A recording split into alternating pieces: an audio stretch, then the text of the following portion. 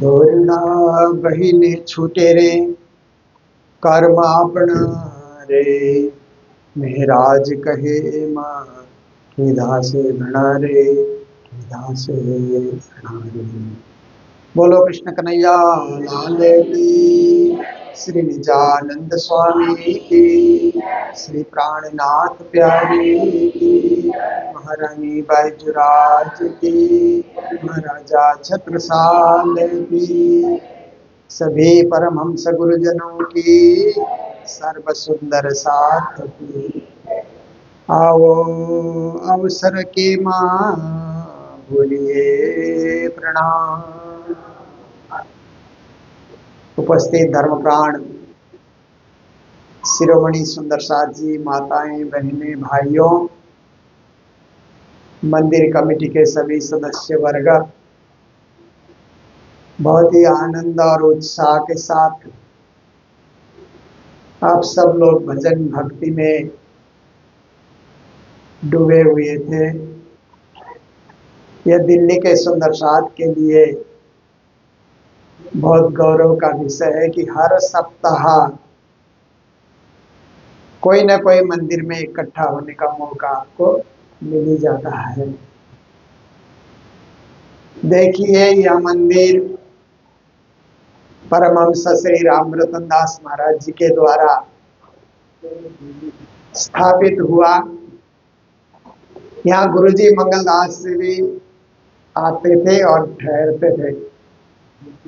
मुझे भी 1973 में पहली बार गुरुजी जुई आए थे हरियाणा, तो यहाँ रात को विश्राम किया उन्होंने, मैं भी उनके साथ था। बचपन में उनकी सेवा में था, तो गुरुजी ने यहाँ चर्चा की थी, सुंदर साथ आए थे। तब से लेकर के निरंतर इस मंदिर में आने का और इस प्रकार की गोष्ठियों में आने का, कभी वार्षिक उत्सव में आने का मौका मिलते रहता है।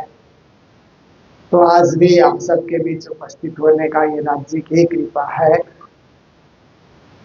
तो देखिए कि वाणी में यही प्रकरण खोल करके रखा था, तो मैंने सोचा शायद यही से चर्चा करनी होगी।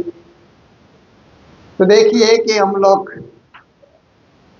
चर्चा क्यों सुने, वाणी क्यों सुने और वाणी क्यों गाएं। ऐसे तो राज्य का नाम भजनों में भी आता है और जयकारे लगाते तब भी राज्य का नाम आता है, निज नाम का जाप करते तब भी राज्य का नाम आता ही है। पर एक चीज है कि आप देखिए, हम लोग भोजन करते हैं, प्रसाद पाते हैं, तो फिर बाद में कुछ मीठा खाने की इच्छा होती है ना। सब कुछ खा लेने के बाद फिर पंजाब में तो ये ज्यादा ही प्रथा है, और जगह मुखवास करके लेते हैं। और प्रांतों में आप गुजरात जाइए तो भोजन करने के बाद मुखवास करके कोई न कोई मसाला आदि देते हैं। और परम धाम में भी राज्य को वो पान बीड़ी है ना, आरोग्य रसरूप युगल धनी, हम लोग गाते हैं ना, पान बीड़ी की सेवा, वो भी मुखवास ही है। भोजन करने के बाद एक सुगंधित द्रव्य या मीठा कुछ अच्छा हो जाए, तो कुछ नहीं मिलने से फिर लोग कहते हैं गुड़ का एक टुकड़ा दे दो, वो भी मीठा ही होता है। तो ऐसे ही हम लोग जयकारे करते हैं, भजन गाते हैं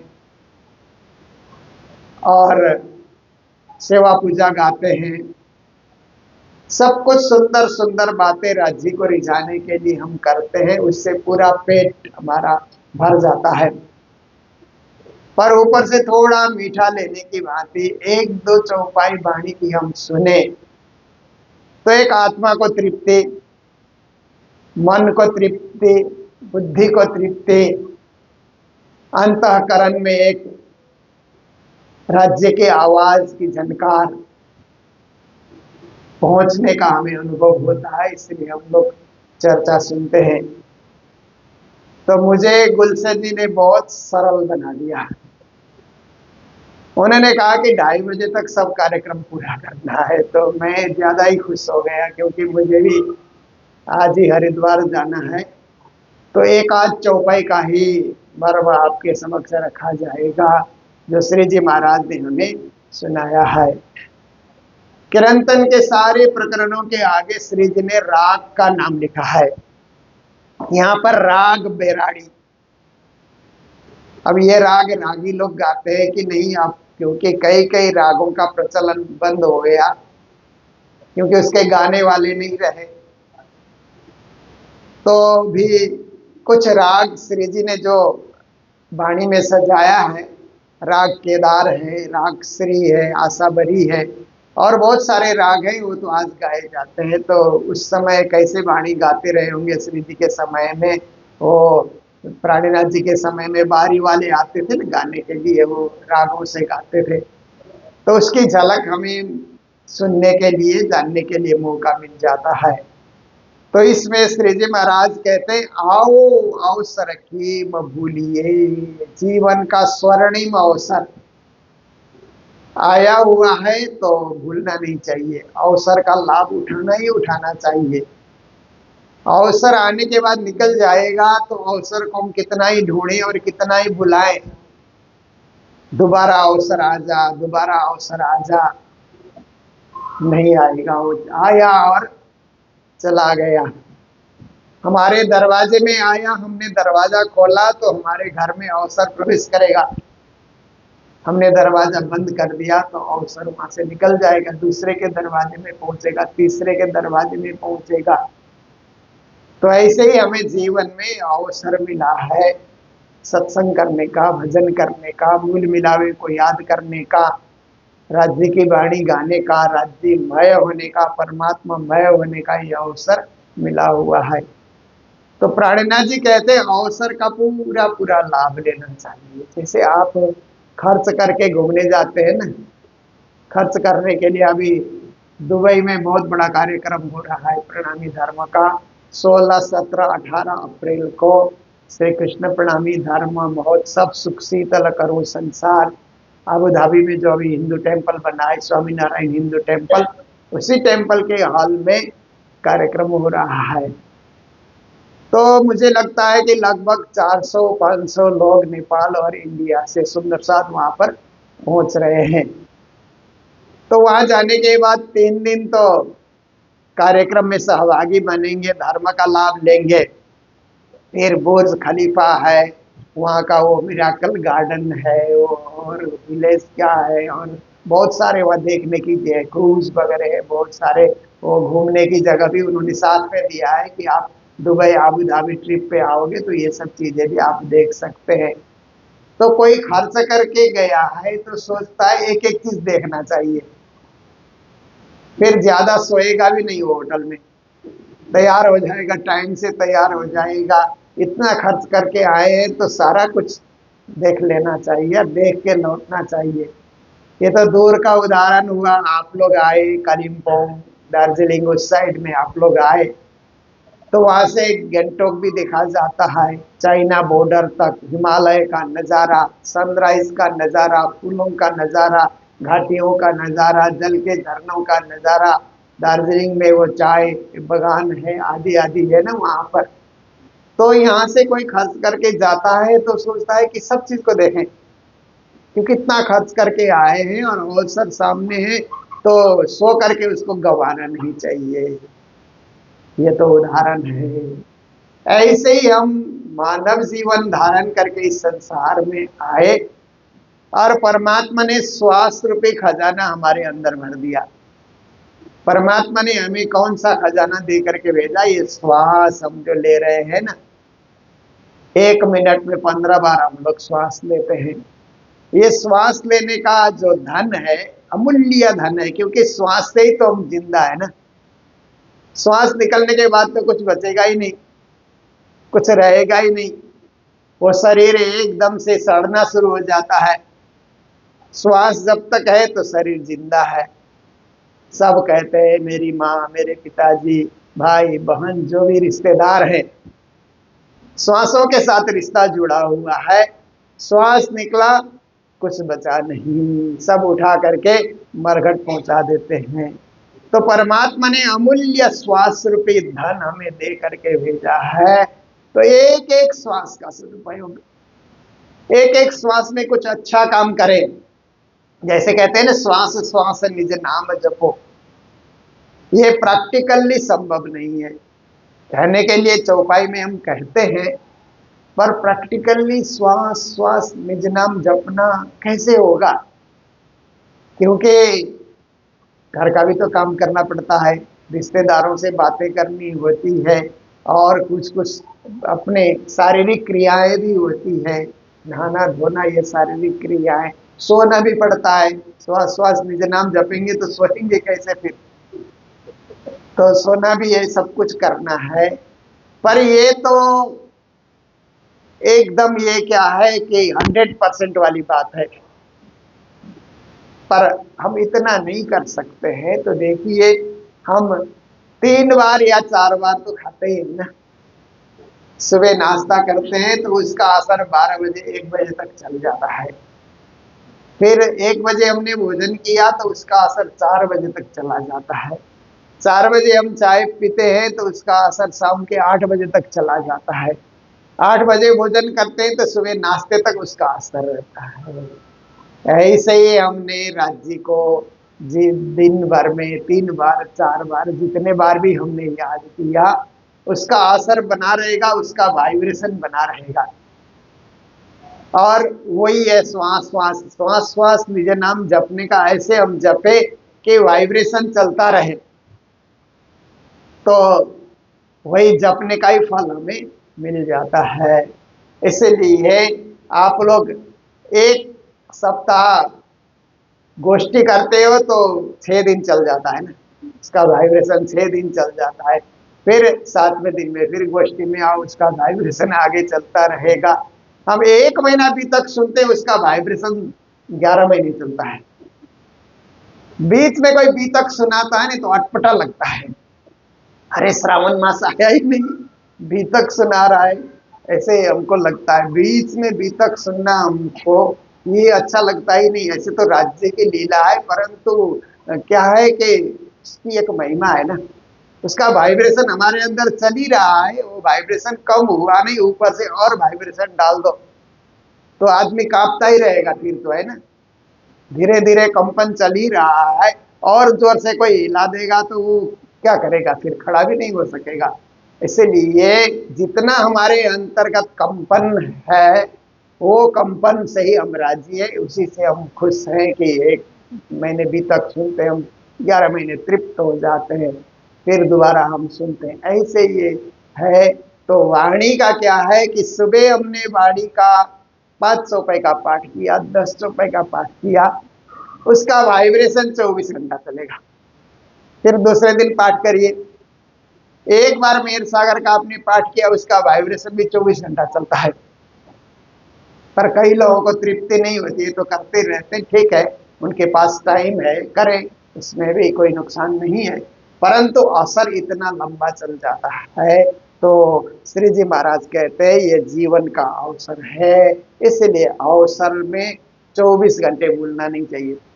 कुछ लोग ऐसे हैं कि 24 घंटे में एक बार भी राज्य को याद ही नहीं करते ना, खाए पिए सोए हंसते रहे, बातें करते रहे, घूमते फिरते रहे, व्यापार बंद करते रहे, लोगों से मिलते जुलते रहे, पर राज्य की भक्ति कहते ही लोग इधर उधर हो जाते हैं ना। कई कई बार आप देखिए कि घर में पूजा का समय होता है, आरती का समय होता है, घर के ही सब लोग इधर उधर भटक जाते हैं, चले जाते हैं। कहीं कहीं आप प्रवचन की बात आती है तो लोग इधर उधर हो जाते हैं, उसी समय उनके कई काम निकल आते हैं, ऐसे हो जाता है, तो उनका अवसर व्यर्थ जा रहा है। क्योंकि जो भक्ति करने का समय है, अपने पूर्ण ब्रह्म परमात्मा को याद करने का समय है, भूल गए वो।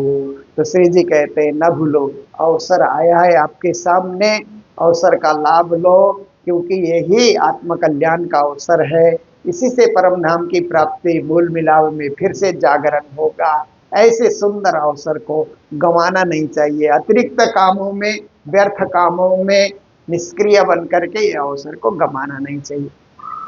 कारण एक को लिया अन्न। और श्री जी ने एक उदाहरण ऐसा दिया कि कई कई लोग तो अवसर को खाने में एक कोलिया मतलब एक ग्रास अन्न होता है ना, तो एक ग्रास अन्न, ऐसे तो एक एक ग्रास करके हम लोग खाते हैं, एक साथ पूरे थाली में जो आया उसको हम नहीं खा सकते, एक एक ग्रास करके हम खाते हैं। तो अन्न का एक ग्रास एक उदाहरण दिया गया। एक ग्रास अन्न के पीछे बहुत सा समय लगा देना, जिसे आप देखिए कि कभी कभी घर में भोजन बनाते हैं तो 1 घंटे से बनाए ही जा रहे हैं, बहुत कुछ हम बना रहे हैं, और खाए तो खाने के समय में जरा सा स्वाद आया, उसके बाद वो स्वाद भी नहीं रहता है, और कहीं पेट में ज्यादा चला गया तो 2-3 घंटे परेशान भी होना पड़ता है। देखिए आप, तो केवल खाने के लिए, खाना ही जीवन नहीं है। खाना चाहिए स्वास्थ्य ठीक रखने के लिए, राज्य की भक्ति करने के लिए, पर खाना ही हमारा उद्देश्य है ऐसा नहीं सोचना चाहिए। खा करके और उद्देश्य को पूर्ण करना है, और चीज की प्राप्ति हमें करनी है। इसलिए केवल खाने पीने सोने, ये अन्न का उदाहरण इसलिए श्री जी ने दिया कि यही जीवन नहीं है, जीवन इससे आगे है, जीवन इससे सुंदर है, जीवन इससे अर्थपूर्ण है, उस तरफ आपका ध्यान चला जाए। इटला माटे आप मुझाए, कहते हैं केवल सांसारिक वस्तुओं को पाने के लिए, सांसारिक वस्तुओं का स्वाद लेने के लिए अपने आप को फंसा करके, क्योंकि संसार ऐसा है न कि व्यक्ति फंस ही जाता है, कहीं न कहीं अटक जाता है। कितना ही कोशिश कर ले कि आदमी अटक जाता है। मनुष्य, माताएं हैं तो घर में कहीं अटक जाती हैं, भाई लोग हैं तो व्यापार बनने में अटक जाते हैं, कहीं यार दोस्त अटका देते हैं, रिश्तेदार अटका देते हैं, कुछ ना कुछ। तो देखिए कि अटकाव हो जाता है संसार में। तो केवल संसार में अटकाव हमने रखा तो क्या मिला? संसार की चीजें हमको मिली और कुछ मिला नहीं, पर एक ब्रह्म प्राप्ति, परब्रह्म प्राप्ति, परम धाम प्राप्ति का जो अवसर है, सांसारिक चीजों को बटोरने में ही उलझा करके नहीं रखना चाहिए। केटला करो छो कई कोट बिगन्ना, श्री जी महाराज कहते हैं कि कई दुनिया में लोगों को देखिए कि केवल अपनी तृप्ति के लिए, अपना भंडार भरने के लिए, अपना आहार के लिए कितना विघ्न करते हैं लोग, कितने जीवों को मार देते हैं लोग, कितने पशुओं का प्राण हरण कर देते हैं। तो देखिए कितना कितना विघ्न कर रहे हैं। परमात्मा ने खाने के लिए अन्न फल फूल भी प्रशस्त मात्रा में धरती पे पैदा किया है। वो खाने से भी गुजारा हो सकता है, वो खाने से भी मनुष्य रिष्ट पुष्ट हो सकता है, परंतु विघ्न बाधाएं करना, किसी के प्राण को हरण कर लेना, किसी को कष्ट देना, मन से वचन से कर्म से किसी को चोट पहुंचाना, कष्ट देना, ये हमारा धर्म नहीं है। हम सबको भला करें और सबको कुछ ना कुछ सहयोग करें, सहयोगी हम बने, परोपकारी हम बने ना, उपकारी। दुनिया में स्वार्थी लोग अधिकांश होते हैं, स्वार्थ में लगे हुए रहते हैं, पर हम परमार्थी बने, औरों के लिए हम काम आ सके, औरों की सेवा हम कर सकें। विघ्न कभी जीवन में उपस्थित नहीं करना चाहिए, निर्विघ्न जीवन जीना चाहिए, विघ्न रहित जीवन जीना चाहिए।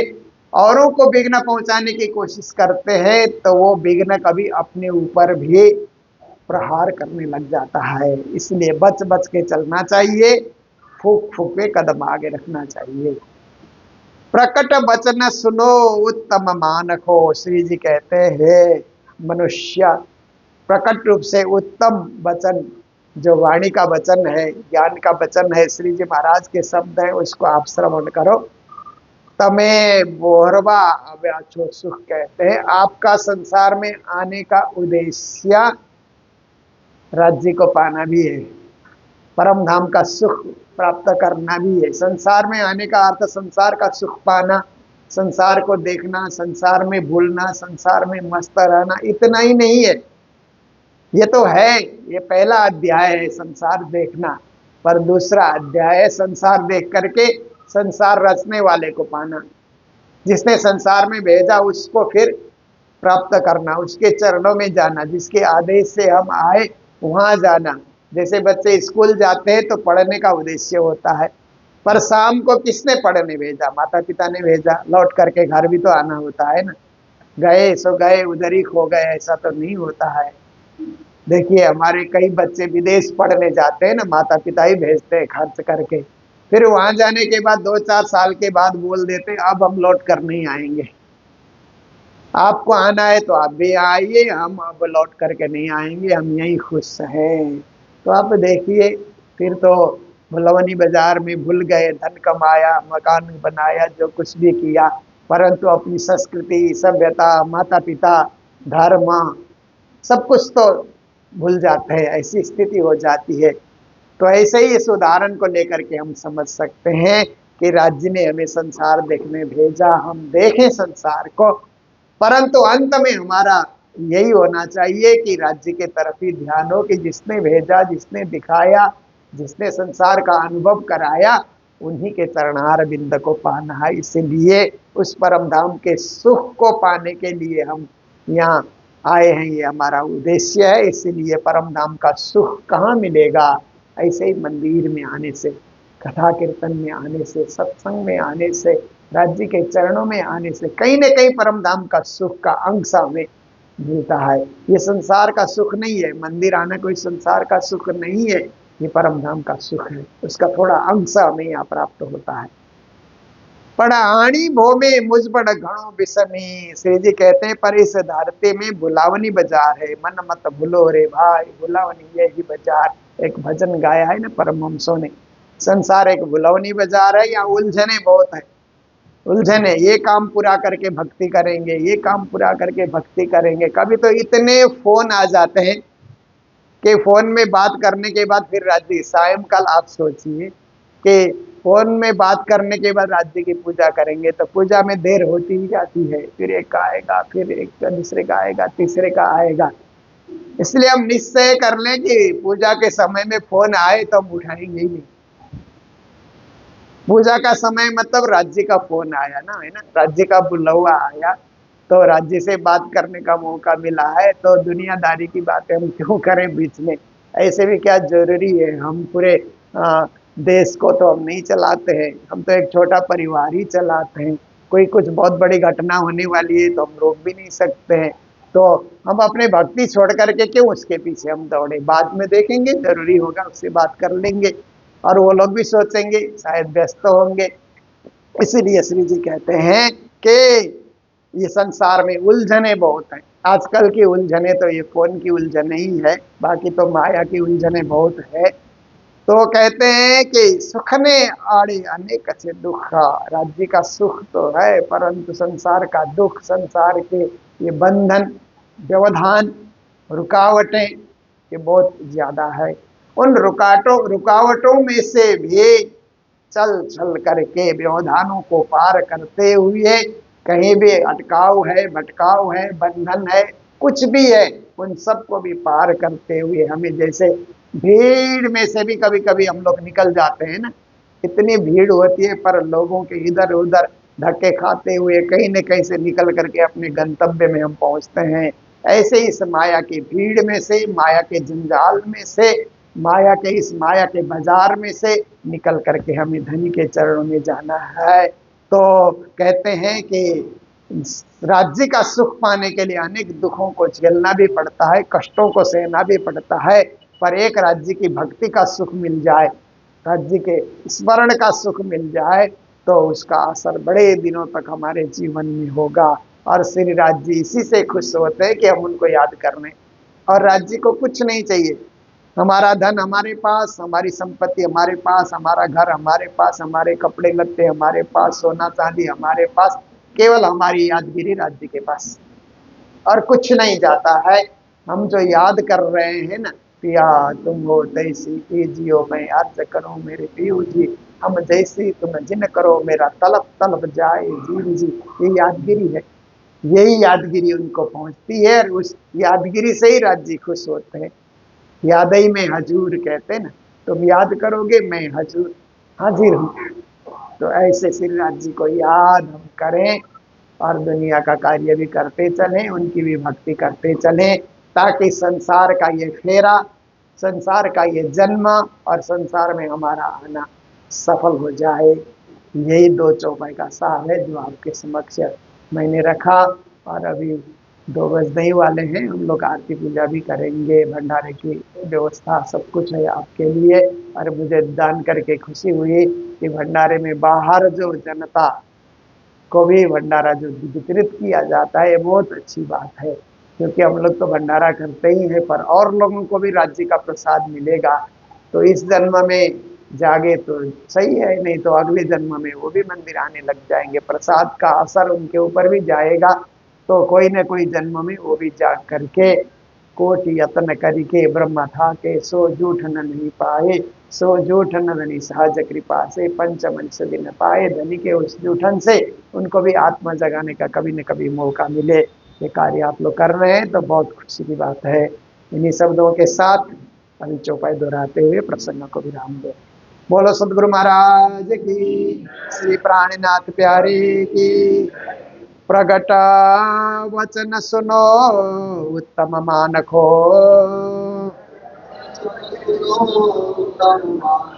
तमे बोरबा व्याचो सुख, पणाणी भूमि मुझबण घणु विषमी, सुख ने आड़े अनेक से दुख, सुख ने आड़े अनेक से दुख। लो श्री प्राणनाथ प्यारे की, श्री धाम के धनी की। तो हिंदू नववर्ष की आप सबको मंगल बधाई, क्योंकि हम सब लोग हिंदुस्तान सनातन संस्कृति से हम सब जुड़े हुए हैं। तो ये शक संवत के अनुसार एक विक्रमी संवत है, एक शक संवत है। जो शालीवाहन का संवत श्री जी ने वाणी में कहा ना, साका शालीवाहन का 1600 पूर्ण बैठा, साका विजय विनंद का फिर का है सन सयना, फिर विक्रमादित्य के राज से संवत 1735। तो हमारे विजयाविंद शाखा की भी स्थापना इसी के साथ साथ हुई है।